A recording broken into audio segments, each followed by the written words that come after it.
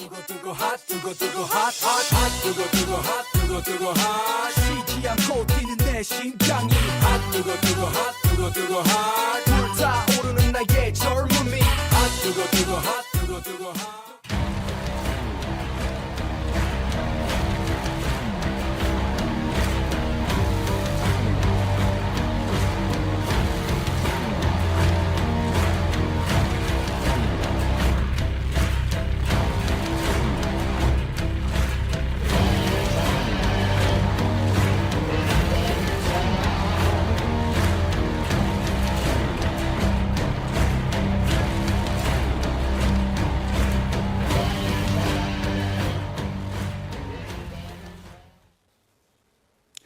장맛비가 잠시 멈추더니 찜통더위가 찾아왔습니다. 전국 대부분 지역에 폭염특보가 발령됐는데요. 올 여름 특히 더울 거라는 전망이 있어서 걱정인데 안전하고 건강하게 보내는 방법 뭐가 있을까요? 순천향대 부천병원 응급의학과의 김호중 교수와 함께 알아보겠습니다. 안녕하십니까? 네, 안녕하세요. 네. 자, 서울에 폭염 경보가 내려졌어요. 기온이 네. 33도까지 오른다고 합니다. 이렇게 날씨가 더워지면 몸도 아프잖아요. 네, 근데 네. 특히 7월에 올연 질환자가 많이 발생한다고요? 이거 온열 질환자는 사실 이제 발생 시기는 한 5월 달부터 시작된다고 보시면 되고요. 오. 가장 이제 많은 시기가 7월이라고 이야기하는 게 이제 대부분 뭐 지금도 마찬가지지만 장마가 이제 끝나가고 그러면서 이제 해가 이제 완전히 이제 드러날 때, 그래서 이제 체온 자체도 많이 올라가지만 주위 환경 자체도 뭐 30도를 훌쩍 넘는 그런 날씨가 계속 지속이 되면 이런 온열 질환에 대해서 전혀 좀 예상치 못했다가 그 부분 때문에 이렇게 환자로 일단 이 응급실에 오시는 분들이 더 많아지는 것 같습니다. 아, 그렇군요. 이게 햇볕이 강하게 내릴 때 많이 발생합니까? 아니면 이렇게 막 습하고 더울 때 있잖아요. 그럴 때 많이 발생합니까? 사실은 그거를 딱 명확하게 정하기는 어려워요. 근데 중요한 거는 우리가 일사병, 열사병을 나누는 뭐 말 자체도 되게 좀 복잡한 이야기인데. 어렵죠. 예, 그렇죠. 결국 뭐 사자가 들어가니까 다 죽는 거 아니냐 이렇게 생각하시지만 사실은 이게 일사, 열사를 이야기하는 거는 어떤 거는 태양 때문에 그런 거고 어떤 거는 이제 열 때문에 그런 건데 이 열이라는 것이 사실은 꼭 그 햇볕에 의해서만 유발되는 건 아니거든요. 아, 사실은 그래요? 저희가 예. 보기에는 뭐 이렇게 햇빛이 내리쬐을 때 꼭 온열 질환이 많다? 꼭 이건 아닌 것 같고 사실 습한 환경에서도 더 많이 발생할 수 있다. 왜냐하면 습도가 있다고 그래서 우리 몸이 이렇게 데워지지 않는 게 아니고 또 거기에다가 또 이게 심리적인 문제랄지 또 호르몬의 문제랄지 이런 부분 때문에 방어력이 굉장히 떨어질 수가 있습니다. 좀 짜증이 많이 나잖아요, 사실은. 아, 그렇죠. 이런 부분들 때문에 사실은 어떻게 보면 습한 환경에서도 온열 질환이 굉장히 많이 발생할 수 있다. 이렇게 보시는 게 좋을 것 예. 같습니다. 이게 날이 덥고 습하니까 스트레스 많이 받는 것도 온열 질환 일어나는데 또 원인이 될 수 있다는 그 부분 말씀이시죠? 때문에 사실은 본인 몸 관리를 잘 못하시는 분들이 굉장히 계세요. 그리고 뭐 술을 뭐 맥주를 많이 마신다거나 뭐 이런 분들이 계시는데 이런 어떤 외부적인 요인과 이 결합이 되게 되면 이 온열 예. 질환이 굉장히 시너지가 생기기 때문에 이런 질환 자체의 그 숫자는 더 늘어날 수가 있습니다. 예. 장마는 아직 끝난 건 아닌데 네네. 이게 잠시 이제 멈춘 겁니다. 그러다 보니까 날씨가 좀 덥다가 비 오다가 좀 오락가락하는 그런 상황이에요. 어느 때가 특히 위험하다고 봐야 됩니까? 제일 위험한 거는 날씨를 적응하는 시기입니다. 예를 들어서 사실 장마도 이제 적응이 좀 했다고 생각을 했어요, 우리가. 그리고 더위에 뭐 여름인데 사실은 그래도 좀 선선한 기운도 있었고. 근데 중요한 건 이제 또 갑자기 또 더워지는 시기가 되는데 그럴 때는 또 그늘이 없어질 거고 또 이제 하늘에 그늘이 없죠. 결국은 그래서 본인이 그늘을 찾아야 되는 상황이 생길 예. 텐데 요렇게 이제 변화하는 시기들이 사실은 우리가 사계절이 있다 보니까 너무 많이 자주 빈번하게 일어나죠. 그래서 이거를 견딜 수 있는 젊은 친구들은 그나마 나은데 그렇지 못한 어떤 그 연령대에 있는 분들은 사실은 이 변화에 대해서 빨리빨리 적응하기가 어려워요. 그래서 이런 부분들 때문에 생각보다 더 많은 분들이 환자가 발생하는 것 같습니다. 그렇군요. 자, 앞서서 일사병과 열사병에 대해서 말씀해 주셨는데 온열 질환이라고 저희가 통칭해서 흔히 네네. 얘기를 하잖아요. 네네. 어떤 그 질환들이 있습니까? 사실은 우리가 온열 질환을 대표적으로는 우리가 뭐 일사병, 열사병 같은 굉장히 심각한 질환도 이야기를 하지만 사실은 뭐 열 탈진, 또 열 실신, 사실 이런 부분들이 오히려 굉장히 우리가 흔히 볼 수가 있죠. 예를 들어서 뭐 우리가 뭐 되게 요새 그 운동들 많이 하시고 그리고 건강을 이렇게 겸유하신 분들이 많으셔서 이제 이런 운동들 많이 하시는데 우리 헬스클럽에서도 보면 이렇게 운동 되게 열심히 하시는 분들은 물통 크기가 달라요. 굉장히 큰 물통을 들고 이렇게 계속 그렇죠. 물을 섭취하죠. 네. 근데 이런 부분들이 굉장히 많이 달라진 부분 같아요. 예전에는 그냥 무조건 땀만 배출하면 내가 뭐 이 몸 자체가 좋아질 거라 생각했던 분들이 계시는데 사실 지금도 여전히 공원에서 운동하시는 분들 보면 수분 섭취는 전혀 안 하시고 일단 이게 뭐 땀복이나 이런 것도 입고 계시면서 그러다가 갑자기 현기증을 느끼신 분들이 계시단 말이에요. 그래서 네. 실제로 어떤 일사병과 열사병처럼 태양의 어떤 문제랄지 아니면 몸에 수분이 빠져나가서 생기는 굉장히 심각한 질환도 있지만 그 전 단계에서는 탈진과 실신 같은 수분의 어떤 탈수 현상이 좀 더 심화됐을 때 나타나는 예. 사실은 조금 더 심각해지기 직전에 그런 증상들도 있다. 물론 이 질환도 사실은 뭐 벌써 나타났다고 했을 때는 빨리 병원 가서 그 수분 보충이랄지 뭔가 조치를 취하지 않으면 사실은 열사병, 일사병으로 진행이 빨리 될 수 있기 때문에 처치가 빨리 필요한 그런 단계다 이렇게 보시면 될 것 같아요. 그렇군요. 열 탈진이나 열 실신 이런 증상도 잘 관찰을 해야 된다 이런 말씀이신데 네네. 일사병과 열사병은 들을 때마다 헷갈려요. 이거 어떤 차이가 있는 겁니까? 그러니까 이런 말은 좀 일단은 통합을 해도 될 것 같은 생각이 들어요. 그런데 중요한 거는 딱 한 가지 차이점은 열사병은 너무 심각한 병이에요. 저희가 제가 이런 말씀을 어디 제가 강의할 때마다 항상 드리지만 우리가 그 훈제 있잖아요. 통닭 같은 거. 예. 보면 바삭바삭하잖아요. 이 겉이 사람 몸이 그렇게 돼버려요. 그러니까 몸에 수분이 다 빠져나가서 아주 뭐 겉을 만졌을 때 아주 바삭하다는 느낌이 들 정도로 이렇게 이제 그런 상태가 되다 보니까 우리 몸의 중추신경에 모든 기능이 없어져 버리는. 아이고. 그렇기 때문에 대부분은 의식 소실이 거의 동반이 되어 있고 이거는 이제 몸 안에서 열을 조절하는 중추가 아예 망가졌다 보시면 돼요. 그래서 몸 자체에 우리가 내부 온도는 가능한 한 겉 온도하고 달리 내부 온도를 조절을 하거든요. 예. 근데 내부 온도도 40도를 넘어가요. 결국은 몸 자체에 있는 그 장기들이 다 익어버렸다는 이야기. 아이고. 그래서 이런 것들은 사실 우리가 열사병이라고 표현을 하고 예. 일사병은 대부분 이제 우리 태양을 통해서 노출돼 있는 경우 이럴 때 갑자기 무슨 몸 안에 되게 그 힘든 부분들 뭐 어지럼증이라든지 구토라든지 이런 것들 유발하는 경우인데 이런 경우는 의식 소실이 없는 단계를 우리가 일사병이라고 표현을 하는데 사실 그래서 열사병 전 단계다 보시면 되게 좋을 것 같아요. 그래서 예. 말 자체에 어떤 사자가 들어있다고 해서 둘 다 뭐 이렇게 문제가 크다 이렇게 생각하는 것보다는 열사병의 전 단계로서 일사병을 이야기하는데 근데 일사병도 결국은 열사병까지 그러니까 의식 소실이 있을 때까지 아주 금방 넘어갈 수 있기 때문에 굉장히 위험한 단계다 이렇게 보시는 게 좀 맞을 것 같습니다. 그러면 이런 증상을 나타냈을 때 가장 중요하게 해야 될 조치는 뭐가 있을까요? 사실은 우리가 그 일사병 같은 경우는 사람들이 일단 조금 증상이 있을 때 해만 피하면 되잖아요. 그래서 해만 피하면 되기 때문에 그늘로 가면 돼요. 근데 이제 열사병은 뭐냐면 그거 자체를 할 수 있는 능력이 안 되는 상황이에요. 스스로 아무것도 못한다. 그렇죠. 이런 상태가 됐을 때는 이거는 뭐 다른 조치가 필요가 없어요. 결국은 빨리 병원으로 옮겨야 되고 그래서 저희가 하는 장비로 열을 떨어뜨려야 되는 상태.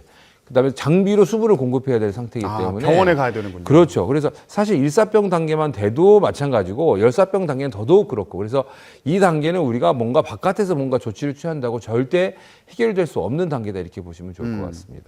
그 전 단계 아까 말씀하셨던 뭐 탈진이나 좀 어지럽거나 실신이나 이런 증상이 있을 때는 일단 그늘로 가면은 회복은 할 수 있다. 사실은 우리 몸의 수분이요 1%만 없어져도 갈증을 느껴요. 그러니까 이 1%라는 단계를 여러분들이 절대 작다고 보시면 안 돼요. 예. 그래서 우리가 지금 약간 좀 목이 마르다. 이거는 내 몸에 수분이 1 내지 2%가 빠지고 있다는 이야기예요. 네. 이런 단계를 훨씬 넘어섰다는 이야기. 그러니까 이 열사병은 거의 한 7, 8% 이상의 어떤 수분이 빠져나간 거거든요. 그러니까 이런 단계가 됐을 때는 우리가 먹는 거랄지 이런 걸로 절대로 회복이 되지 않는다. 그래서 빨리 정맥을 통해서 저희가 수분을 공급한다거나 이런 단계로 넘어가야 됩니다. 그 전 단계가 되기 전에 이제 물도 마시고 그늘에서 휴식도 취하고 이런 게 중요하겠군요. 굉장히 중요합니다. 예. 근데 지금 열사병 같은 경우 이제 의식이 없다고 하셨잖아요. 네. 이럴 때 함부로 또 물을 먹이면 안 된다 그러더라고요. 그거는 일단 항상 드리는 말씀이지만 내가 뭔가를 삼킬 수 있는 어떤 그 기능이 남아 있으면 가능하지만 삼킬 수 있는 기능이 없어요.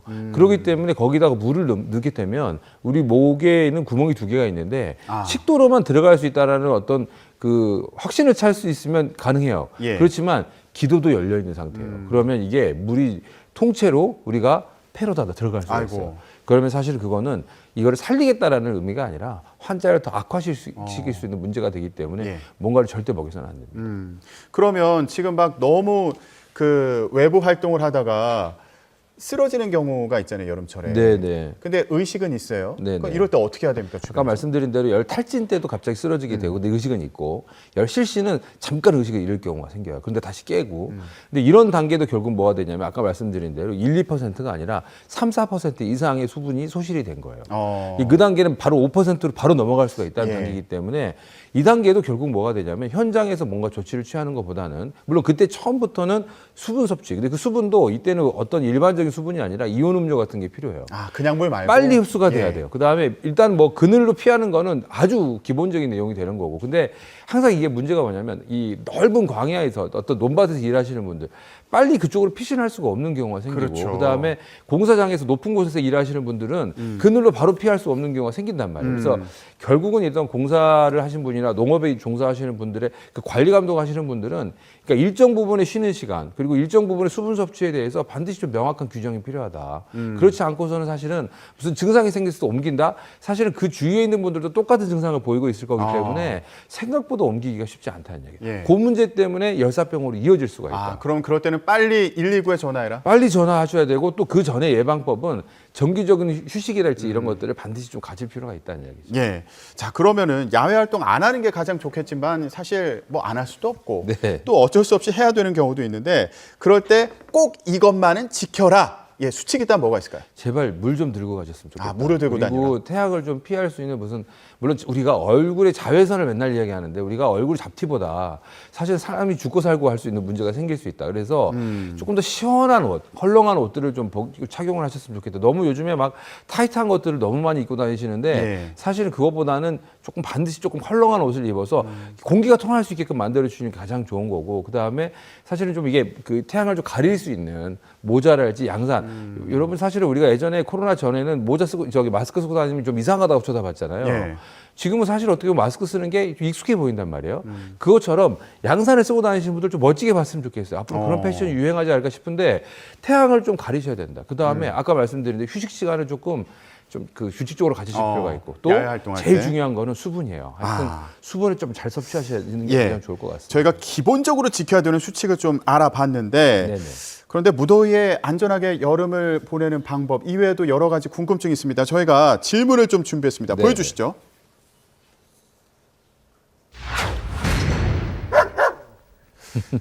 온유월 감기는 개도 안 걸린다. 예, 옛말에 이렇다던데 아니 근데 제 주변만 봐도 이맘때 감기로 고생하시는 분들이 많아요. 네. 예, 그리고 실제로 요즘에 특히 독감으로 고생하는 분들이 많다 그러더라고요.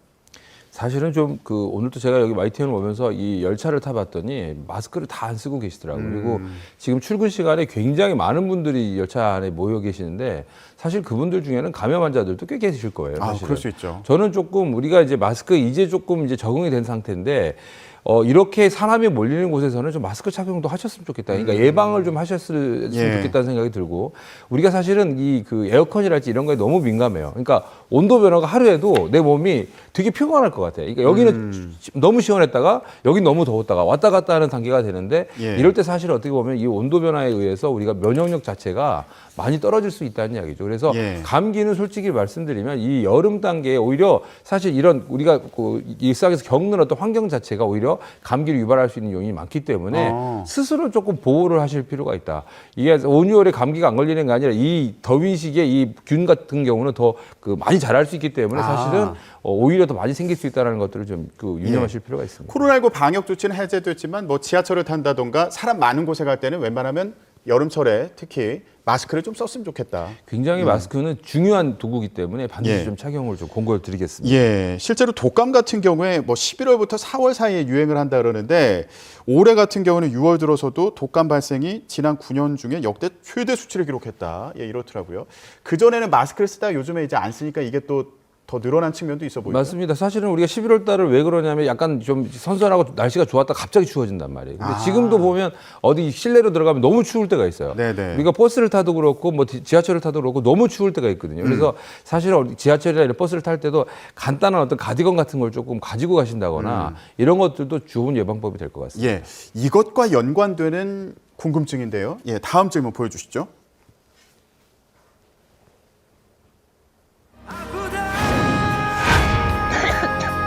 에어컨 때문에 아프다.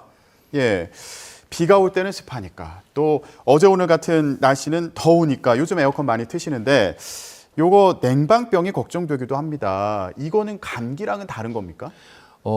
저희 그 환자분 중에 어머님이 그런 얘기를 하시더라고요. 우리 아들은 정말 말을 안 듣는다고. 그래서 왜 그러시냐 그랬더니 적정 온도가 26도라고 그렇게 이야기를 해도 애는 집에 오자마자 18도 최저로 해놓고 잠들어 버린다는 거예요. 거기다가 선풍기까지 켜놓고 있대요. 그리고 잠깐 한 2시간쯤 보고 있으면 움츠려 있다는 거예요, 얘가. 그러니까 사실은 그리고 나서 또 기침한다고 목이 또 잠겨 있다고 이야기하면서 응급실에 데려오시는 거예요. 남일 같지 않은 분들 많죠. 그렇죠. 굉장히 많고 사실은 이게 온도 조절이라는 거는 우리가 해놓고 나서 조절할 수 있어야 되는데 그대로 둬버리는 거예요. 그러니까는 우리가 추위에 한여름이지만 추위에 굉장히 지금 노출되어 있는 게 참 아이러니하게도 많기 때문에 예. 그것 때문에 사실 우리 몸 자체가 조절을 못하는 상태가 되는 거.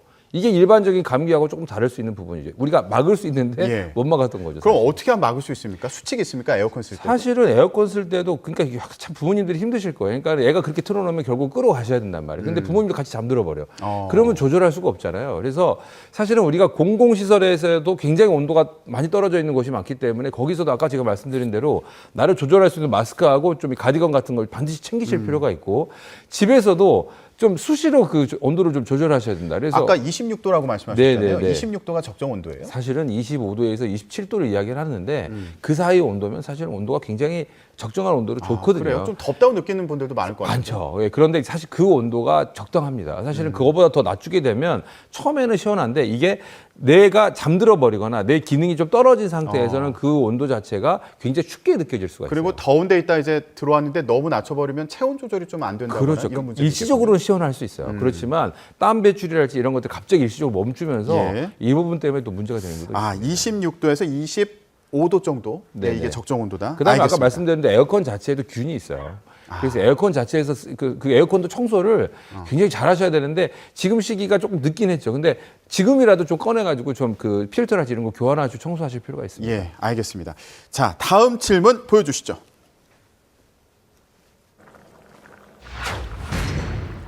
상한 음식을 먹지 않았는데 식중독에 걸린다?